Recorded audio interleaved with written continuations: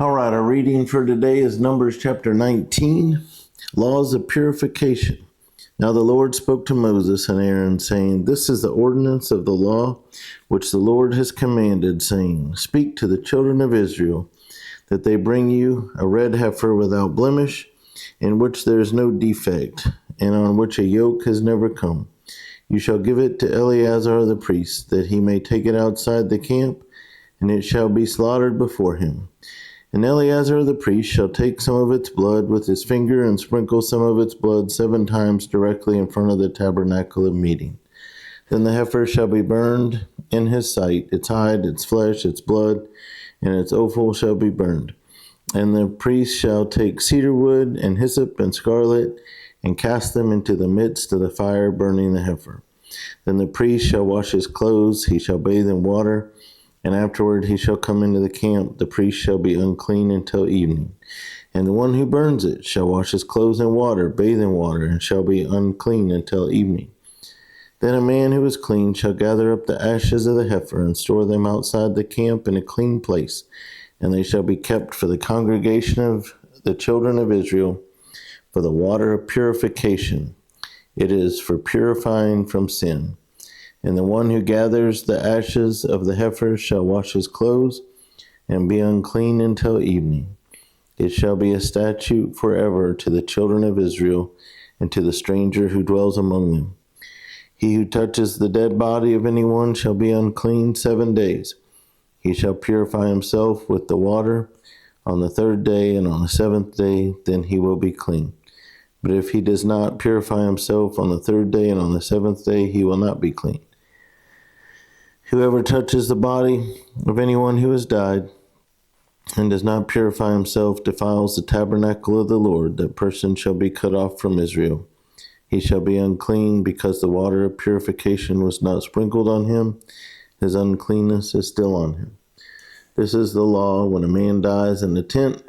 All who come into the tent and all who are in the tent shall be unclean 7 days. And every open vessel which has no cover fastened on it, is unclean. Whoever in the open field touches one who is slain by a sword, or who has died, or a bone of a man, or a grave, shall be unclean 7 days. And for an unclean person they shall take some of the ashes of the heifer, burnt for purification from sin, and running water shall be put on them in a vessel. A clean person shall take hyssop and dip it in the water, sprinkle it on the tent, on all the vessels, on all the persons who were there, or on the one who touched a bone, the slain, the dead, or a grave.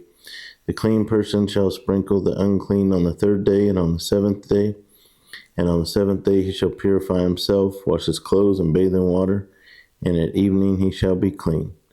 But the man who is unclean and does not purify himself, that person shall be cut off from among the assembly, because he has defiled the sanctuary of the Lord.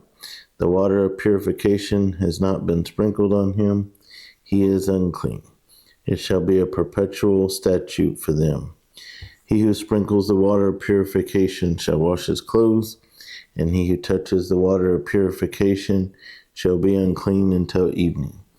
Whatever the unclean person touches shall be unclean, and the person who touches it shall be unclean until evening. So this is kind of a difficult chapter, with laws of purification. But it's just speaking to the holiness of God and some of the rules that they had back then that we're thankful we don't have now. But there are different things that we learn as we go through Numbers.